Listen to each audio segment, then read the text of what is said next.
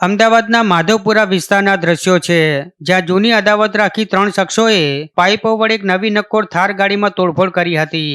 હુમલાખોરોએ ગાડીના આગળના પાછળના કાચ અને દરવાજા પણ તોડી નાખ્યા હતા. ત્યારે સીસીટીવી ફૂટેજના આધારે કરણ ઉર્ફે બાટો, રાજ ઠાકોર અને દીપક ઉર્ફે ગોપી નામના શખ્સોની ઓળખ કરી લેવામાં આવી છે. જેમાંથી રાજ ઠાકોર અને દીપક ઉર્ફે ગોપી નામના શખ્સની ધરપકડ પણ માધવપુરા પોલીસ દ્વારા ફરિયાદી જયમીન અશોકભાઈ ઠાકોરની ફરિયાદના આધારે કરી લેવામાં આવી છે. વર્ષ 2023માં કૃણાલ ઠાકોર નામના યુવકની હત્યા થઈ હતી.